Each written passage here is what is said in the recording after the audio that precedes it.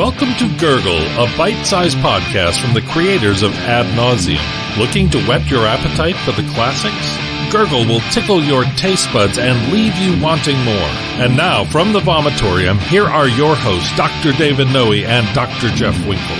Welcome, Ad Nauseam listener, to Gurgle. Gurgle, what is this? Gurgle, come on, Jeff. What are we doing here? Well, it's Gurgle with a V. Gurgle with a V, yes. First of all, and let's say that you are the avid classics fan. Yeah. You with me so far? I'm so far, yeah. Okay, but maybe you don't have an hour to devote to the full smorgasbord of classics consumption. That's right. You're on the go. You're schlepping stuff around. What are you going to do? What are you going to do? Well, right? We have decided here at Ad Nauseam headquarters, Vomitorium East, to provide you with a huggable portion. A huggable portion. That's right. Exactly. Something quick on the go that maybe satisfies in the moment, right. But you got to get to your next thing. Your stomach's grumbling. Yes. You say, I'm tired of the fol-de-rol and the humdrum of life. Yeah. Entertain me. Give me something interesting and, satisfying. Like get to the chorus. That's right. Exactly. Like the Snickers bar. Yeah. And that's what we're going to do. Yes. We're going to provide you with these little shorts. We're going to run maybe 15 minutes maximum. They're going to be tight. Yep. Digestible portions of a little bit of classics knowledge, which you can consume really in any setting. Right. And the an extension of the idea is also that these will be standalone episodes. You can gobble them up and be on your way, and that's it. Yes. But they will also hopefully kind of connect to other larger episodes that we've done. So if you want to use this as a jumping off point and go deeper, you can do that too. Yeah, because look, we got a catalog now of 82 different episodes. Yep. But who has the time necessarily to sit down and consume for an hour? Exactly. We've got your solution here, the Gurgle. The Gurgle. But why is it named that? Gurgle with a V. Well, because the podcast, the umbrella name is Ad Nauseam, right? And so we the eating is has been a kind of a thread, a theme throughout. Yeah, it's for classical gourmands. Yes. Right, so this is for you feel that stomach rumbling. Right. You don't have time for the 4-course dinner. No. And this is for the snack on the go. Yeah, you grab that huggable portion. Yep.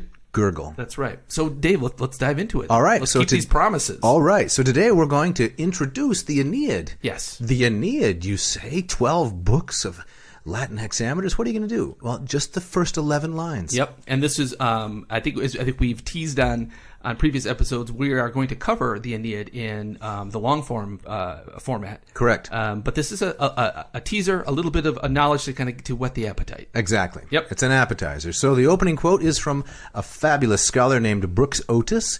This is the work Vergil, A Study in Civilized Poetry, an epoch-making book, 1964 from Oxford. And he says in chapter 6, page 215, the Aeneid seems at first sight something radically different from either the Eclogues or the Georgics.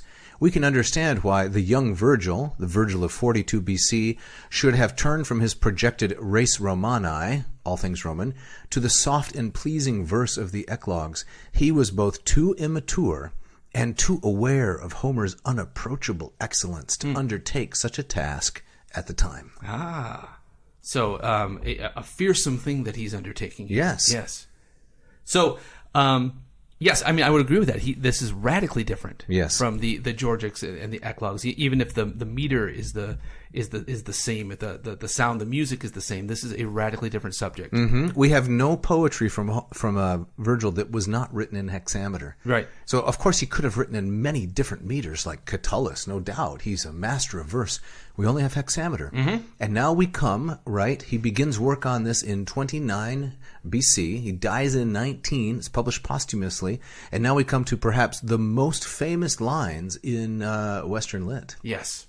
So before we get to those, I mean, for the audience who might be new to this stuff, is so the character of Aeneas, who shows up in Homer's Iliad. He is a Trojan. That's right. But he's connected to this larger story that he, along with some of his followers, are some of the very few Trojans to escape the destruction of Troy. That's right. He's the nephew of King Priam, the king of Troy. Right. And his name means Bronze Age guy. Aeneas, Bronze Man. Bronze Man. Exactly. Bronzo, we could call him.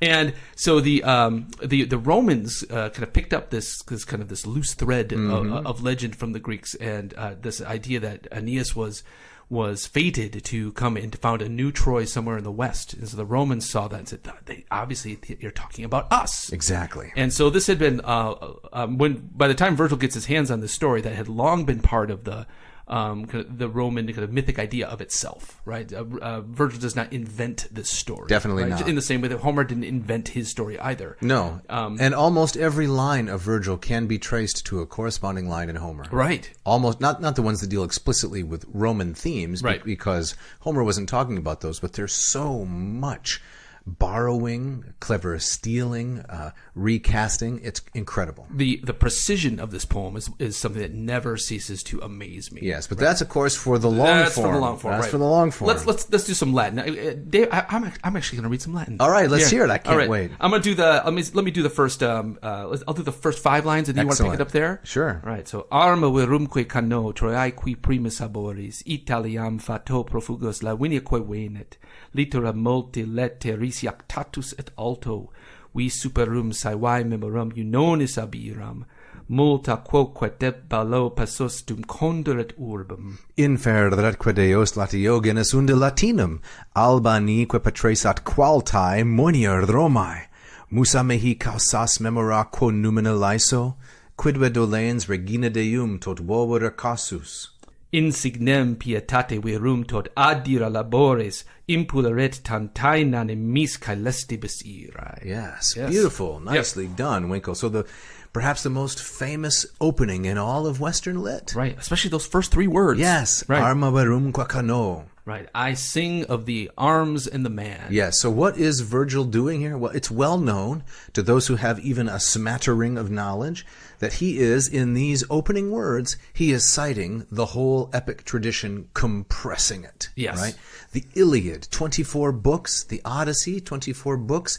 He is going to compress all of that down into 12 books. Yes. The first 6 books are the Odysseic portion, the Wanderings, and the last 6 books, numbers 7 through 12, Iliadic. Right. War. War, exactly. So arma. Yes. Arms. I've never really. That's usually what people say. It's. I don't like that translation, but I sing of war and the man. Correct. Right. So the arma refers to the Iliad. That's right. And then the virum, the man. I mean, that corresponds directly to the very first word of the Odyssey, which is Andra. That's right. And so it's for those in the know, people would know. They would know exactly what he's up to. Yes, he's going to talk about the Iliad and the Odyssey. So even though he starts out with these 3 words, Iliad, then Odyssey, Arma verumque, that's not what he does in the rest of the book. Yes. And here are the Alexandrian influences, where you take some well-established genre and you pay it homage by tweaking it. Yes. You do something new and interesting to it. Exactly right. So that I think that kind of gets down to is often I think how moderns were different in what we think is original. Yes. Right. That notion of originality, where for the ancients it's not so much what's this brand new story I'm going to hear. It's what is this author going to do with a story that I'm very familiar with. Mm-hmm. Right. Yes, and one of the important themes of epic is migration and pilgrimage. Mm-hmm. And so here in the second line, Italiam fato profugus, he came to Italy, he was fato profugus, Yes. a refugee from fate. Yes. This sounds the note right there of the misery that Aeneas is going to endure throughout the poem. Yes. He's driven by fate. Driven by fate. And I think I could be off here, but I think it's significant that Vergil mentions fate in the second line, and he waits until line 8 to invoke the muse. That's right. Right. Whereas for in Homer, in both the Iliad and the Odyssey, the muse is right there, is referred to in the very first line. That's right. And so maybe Vergil is subtly saying something about the power of fate, of destiny, the destiny not just of Aeneas but of Rome itself. Correct. Is casts a much larger shadow over his poem than any of that kind of notion of Moira or fate is in the Iliad and the Odyssey. Yes, and to develop that theme a little bit, the first line of the Iliad, Menina Eidetha. Yes. There's the goddess. A lot has changed from the time of the composition of the Iliad, say 780 BC. Mm-hmm. A lot has changed between then and 1st century BC, specifically Plato. Plato has changed. Plato has forever changed the Western appropriation of the Greek gods. You can no longer celebrate the Homeric ethos without qualification. So between Homer and Vergil, you have Plato and the Stoics, which is a highly philosophical and ethical recasting of human life. Right. And I would say it's to Vergil's credit that he captures the Homeric spirit so brilliantly, given the time in which he lived when so much of it had died out. Yes, exactly. That's very well said. I think that I find myself often kind of falling into this trap when you compare kind of works of literature, is that the context almost becomes secondary. You're so focused on the language and the themes, but without considering the chronology. And I think you're absolutely right that Stoicism and Platonism. You're right. That's a marker. Exactly. There's kind of before Plato and there's after Plato. Right. Yeah. But the genius of Vergil is that within that world, he's able nevertheless to connect yes, to Homer. Absolutely. So we go on to the third line, litura multileter dris jactatus et alto. This guy was, I think the old translations, much buffeted. Much buffeted, That's yes. the multum jactatus. Yes. Or much buffeted. Buffet. Right? There's the Gurgle tie-in right there, right? So he was beaten about in two places, right? Et terdris et alto. Yes. Right. So that's very... it's very reminiscent of the opening lines of the Odyssey. Absolutely. Right? Polutropos. Yeah. But also, not just sea, though. Land, too. Yes. So that's also Achilles here. Right. Comes into play. And what was the cause of all of this? What made it happen? It was the gods. Okay. And it was in A.S. Klein's translation, this was by the will of the gods, by cruel Juno's remorseless anger. Right. Yeah, I love this. Vi superum saevai memorem. Those of you who are playing the home game, here in line 4, we have what's called a poetic genitive. Because we have superdrum, yes, the full form of which is superdrodrum. So quite often throughout the Aeneid, Vergil will syncopate, drop a syllable from that genitive plural. Because let's face it, genitive plurals... long and clumsy. Who needs all those syllables? You're going to take a nap halfway through. Exactly. Right. Vergil drops him out. So by the violence of the ones above and cruel Juno's wrathful anger. I can't hardly get the words out. Right. I'm so overcome. Right. So a couple things about Juno here. So Juno corresponds to the Greek Hera. And if you're familiar with Greek mythology, Hera often has to play this thankless role. So she's upset about her husband's affairs, and so she'll often go after either the child, the product of the affair, or after the woman. Yep. And so here Juno's playing a particular role, but here it's much more tied to Roman history. Yes. And so Juno is angry, as we learn, is because she's wrapped up in the building of Carthage. That's right. She is the original wicked stepmother. Yes. The Nowerka, right? Yes. Who's going to bring wrath and all that on the Romans. Well, why did he suffer all these things? Multa quoquet bello passus. He suffered in war. It was for one particular reason, dum conderit urbem, until he could establish the city. Right. And so that's that the new Troy. That's right. Or that it doesn't. Aeneas is not the founder of Rome. That's another legend. That's Romulus. But he sows the seeds. He lays the foundation of what later would become Rome. Yes. Yeah. What are the other reasons that Vergil gives here for why Aeneas had to suffer and wander so much and be beaten up by the gods? It's not just to found the city, but it's also...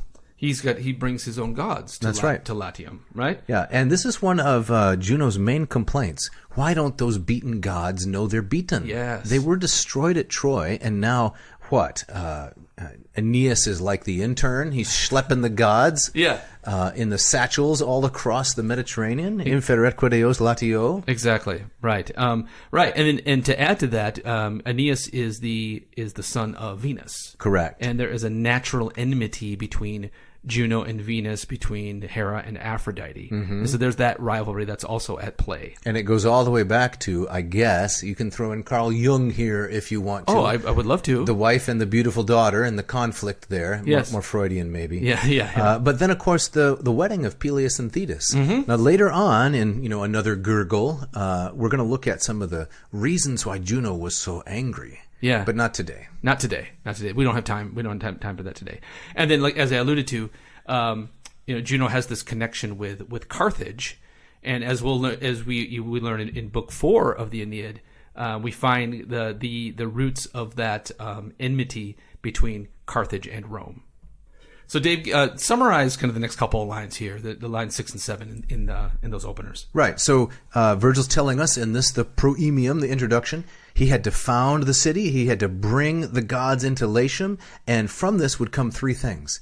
Genusunda Latinum would come Latinum, the region of the Latins, right? Also the Alban Fathers. These are the ancestors of Rome that lived around Alba Longa. And finally, the high walls of Rome, at qualtae monier Romae. So that's where it's all going. It's all going to Rome. It's all going to Rome. Yes, and this is what Aeneas was going to do. He had to bring Rome into existence. Aeneas is driven by fate, and that fate is leading to the founding of the very civilization that Vergil is embedded in. Absolutely. Yep.